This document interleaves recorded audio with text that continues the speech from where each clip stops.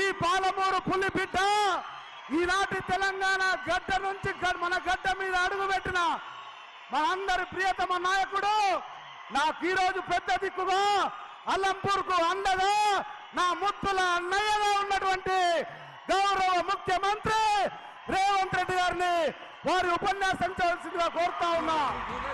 బట్టి సింగమోలే కదిలేనాడు ఒక్కరు కాంగ్రెస్ సూర్యుడు, మన రాహుల్ గాంధీ నిగదీసి అడిగే మునగాడు, వీడు భూమి నవానైతాడు, బీద సాధన ధైర్యం వీడు దోపిడితో.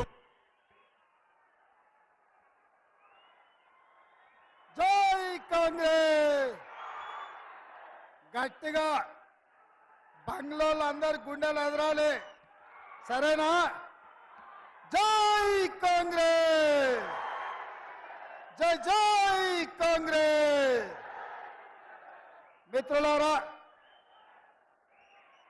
శ్రీమతి సోనియా గాంధీ గారు, శ్రీ మల్లికార్జున్ ఖర్గే గారు, శ్రీ రాహుల్ గాంధీ గారు మన నాగర్ కర్నూలు పార్లమెంటు నియోజకవర్గానికి కాంగ్రెస్ పార్టీ అభ్యర్థిగా డాక్టర్ మల్లు రవి గారిని ఈ ఎన్నికల బరిలో దించితే ఈరోజు వారిని 1,00,000 మెజారిటీతో గెలిపించడానికి మన అభిమాన నాయకుడు కన్యాకుమారి నుంచి కశ్మీర్ వరకు 150 రోజులు 4,000 కిలోమీటర్లు మండు టెండలో మంచు కొండల్లో నడిచి శ్రీనగర్లో లాల్ చౌక్ లో 3 రంగుల జెండాను ఎగరేసి కశ్మీరు మనది, మన దేశంలో అంతర్భాగమని చాటి చెప్పిన నాయకుడు రాహుల్ గాంధీ గారు ఈరోజు మన నడిగడ్డకు వచ్చిండు. మీరందరూ నడిగడ్డ బిడ్డలు నిటారుగా నిలబడి పెద్ద ఎత్తున చప్పట్లతో రాహుల్ గాంధీ గారికి స్వాగతం పలకండి. అందరూ నిలబడండి. రాహుల్ గాంధీ గారికి నడిగడ్డ స్వాగతం పలకండి సోదరులారా.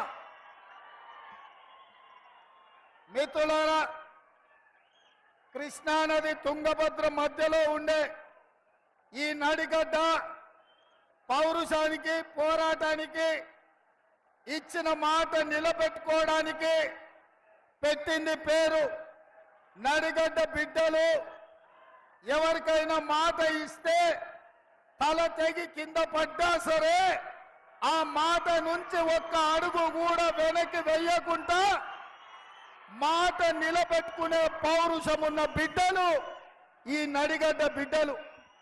ఇవాళ అందుకే మీ అందరి దగ్గరికి మన అభిమాన నాయకుడు రాహుల్ గాంధీ గారు వచ్చిండ్రు. నాగర్ కర్నూలు పార్లమెంటు నియోజకవర్గానికి డాక్టర్ మల్లు రవి గారిని ఎంపీగా గెలిపించమనే మాట మీ దగ్గర తీసుకొని నిశ్చింతగా మీరు ఇచ్చిన మాటను ఢిల్లీలో సోనియమ్మకు చెప్పడానికి మన రాహుల్ గాంధీ గారు వచ్చిండ్రు. మిత్రులారా, మీకు అందరికీ తెలుసు నడిగడ్డ రాజకీయం, బంగ్లాలో రాజకీయం మీకు అందరికీ తెలుసు. పొద్దటి పూట చెరో పార్టీలో ఉంటారు, రాత్రి అయితే ఇద్దరే ఒక్కటయ్యి మొన్న జరిగిన అసెంబ్లీ ఎన్నికల్లో కాంగ్రెస్ పార్టీని ఓడగొట్టడానికి బీఆర్ఎస్ బీజేపీలు ఒక్కటైనరు. మరి ఇవాళ అదే బంగ్లా రాజకీయం ఈ ప్రాంతంలో నడుస్తున్నది. బంగ్లా రాజకీయానికి గుణపాఠం చెప్పి శాశ్వతంగా సమాధి కట్టి ఈ గద్వాల, ఈ నడిగడ్డ కాంగ్రెస్ పార్టీ అడ్డ 3 రంగుల జెండా ఈ గడ్డ మీద ఎగరేయడానికి మీరందరూ సిద్ధంగా ఉన్నారనే సంగతి నాకు తెలుసు. అందుకే మిత్రులారా, ఈరోజు మీ అందరికి ఒకటే మాట చెప్తున్నా. 70 సంవత్సరాల తర్వాత మన పాలమూరుకి, తెలంగాణకు నాయకత్వం వహించే అవకాశం వచ్చింది. మన ప్రాంతంలో పెండింగ్ ఉన్న ప్రాజెక్టులు ప్రధానంగా గట్టు కావచ్చు, తుమ్మిళ్ళ కావచ్చు, ఆర్టీఎస్ మోడర్నైజేషన్ కావచ్చు, ఎర్రవల్లి చౌరస్తా నుంచి రాయచూరుకు 4 లేన్ల రోడ్డు కావచ్చు, ఈ ప్రాంతం యొక్క అభివృద్ధి కోసం పాలమూరు రంగారెడ్డి ఎత్తిపోతల ప్రాజెక్టు పూర్తి చేసుకునే విషయంలో కావచ్చు, ఈ రోజు మనము కాంగ్రెస్ పార్టీకి అండగా నిలబడాలి. మిత్రులారా, ఈడికొచ్చిన మా నడిగడ్డ సోదరులను అడుగుతున్నా, బంగ్లాలు బొట్లో కత్తి పెట్టుకొని బయలుదేరిండ్రు కాంగ్రెస్ పార్టీని సంపాలని, ఈ ఎన్నికల్లో ఓడించాలని. నేను అడుగుతున్న నడిగడ్డ బిడ్డల్ని, అరుణమ్మను జడ్పీటీసీ చేసింది కాంగ్రెస్ కాదా? అరుణమ్మను ఎమ్మెల్యే చేసింది కాంగ్రెస్ కాదా?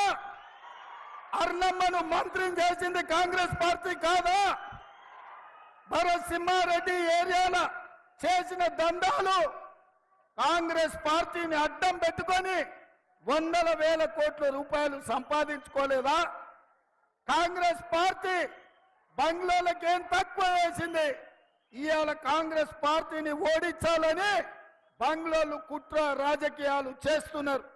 అందుకే మిత్రులారా, ఈ కుట్రల్ని తిప్పికొట్టాలి.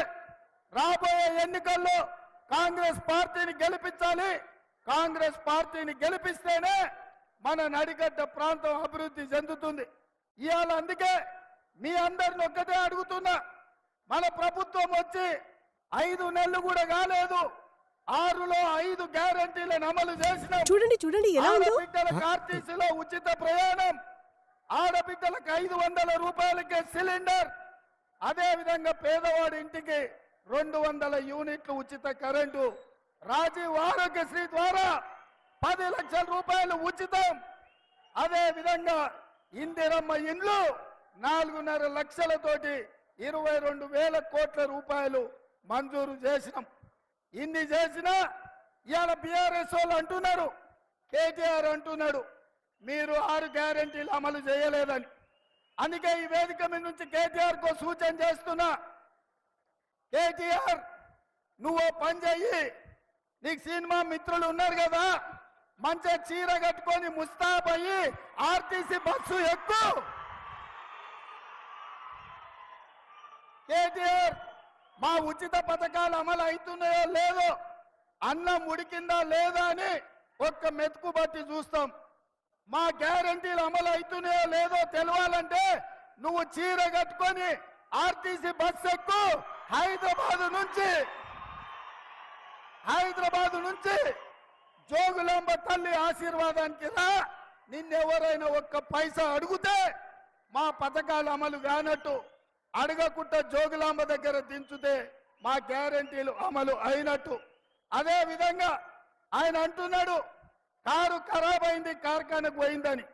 నేను అంటున్నా కారు ఖరాబ్ అవ్వడు కాదు, అన్నం చెడ్డది, కార్ఖానా నుంచి ఇంకా రాదు, తూకానికి అమ్మాల్సిందే.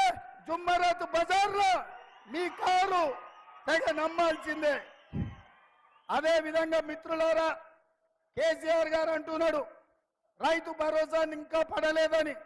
అందుకే ఇక్కడికి వచ్చిన మా నడిగడ్డ సోదరులకు మాట ఇస్తున్నా, ఈ నెల 9 తారీఖు లోపల జోగులాంబ సాక్షిగా మీకు రైతు భరోసా నిధులు మీ ఖాతాలేసే బాధ్యత కాంగ్రెస్ పార్టీది. అదే విధంగా హరీష్ రావు అంటున్నాడు రైతు రుణమాఫీ చేయలేదని. నేను మీ ద్వారా తెలంగాణ రైతాంగానికి నేను మాట ఇస్తున్నా, 15 ఆగస్టు లోపల 2 లక్షల రూపాయల రైతు రుణమాఫీ జోగులాంబ తల్లి సాక్షిగా తెలంగాణ రైతాంగానికి 2 లక్షల రుణమాఫీ చేసి ఈ రైతుల రుణం తీర్చుకుంటాం. ఇవాళ మీ బిడ్డగా నల్లమల అడవులో పుట్టిన నేను ఈ తెలంగాణ రాష్ట్రానికి ముఖ్యమంత్రి అయినా, మనల్ని దించాలని, మనల్ని ఓడించాలని, మనల్ని పడగొట్టాలని కుట్ర జరుగుతున్నది. అందుకే ఈ రోజు పాలమూరులో అక్కడ మహబూబ్నగర్లో వంశీచంద్రెడ్డిని, నాగర్ కర్నూలులో డాక్టర్ మల్లు రవిని గెలిపించండి. అప్పుడే మన ప్రాంత పౌరుషం, మన ప్రాంతం యొక్క అభివృద్ధి జరుగుతుంది. ఇవాళ మనమందరం డిసెంబర్లో కేసీఆర్ ను ఓడించి పని అయిపోయింది అనుకుంటారు. కాదు మిత్రులారా, డిసెంబర్లో జరిగిన ఎన్నికలు సెమీఫైనల్స్ లో కేసీఆర్ ను ఓడించడం. మే 13 తారీఖు నాడు ఫైనల్స్ ఆడుతున్నాం. తెలంగాణ వర్సెస్ గుజరాత్. గుజరాత్ తరఫున నరేంద్ర మోడీ, తెలంగాణ తరఫున రాహుల్ గాంధీ. ఫైనల్స్ లో గుజరాత్ ను ఓడించి తెలంగాణను గెలిపిద్దాం. సరేనా మిత్రులారా? సరేనా?